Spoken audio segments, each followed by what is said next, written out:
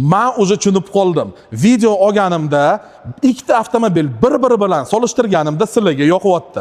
Как раз bugun obzorimizda ikkita sotiladigan avtomobil. Birinchisi Infiniti EX35, ikkinchisi Infiniti FX35. Narx-navosi почти bir xil. Bu avtomobil 2008-yil, bu esa 2009-yil. Buni probegi 145 ming kilometr, buniki esa 270 ming kilometr.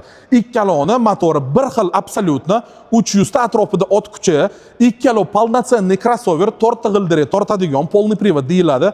Navorot bo'yicha ham почти bir xil. Bose apparatura, 360 kameralar, полный elektropaket, tomimizda lyuklar mavjud, elektroprivodlar ham mavjud. Men bu dizayniga qaranglar, более нежныйroq, gratsioznyroq. Buni ko'rsanglar, ichingizda qanaqadir добрый emotsiya bo'ladi. Bu esa juda ham oldi ham, orqa ham juda дерзкий, невероятный такой мужской tachka deb bo'ladi. Plus yirigini qaranglar. O'zi baza ham har xil. Buni bazasi ham eniga ham, uzuniga ham katta bo'ladi. Qora maxluqini salonni ko'rishingiz mumkin. Ko'rinish kombinatsiyasi shunaqa bo'ladi. Oq Infinitimiz нежныйni ham ko'rishingiz mumkin. Mana shunaqa bo'ladi. Kombinatsiyasi qora bilan korичневый. Qisqa obzor sizlarga ko'rsatishga harakat qildik.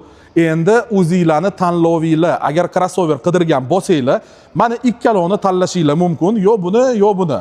Oqimiz 10900, qorayimiz 12900. Обязательно ozgina постоянный klientlarimizga skidka qilib beraveramiz.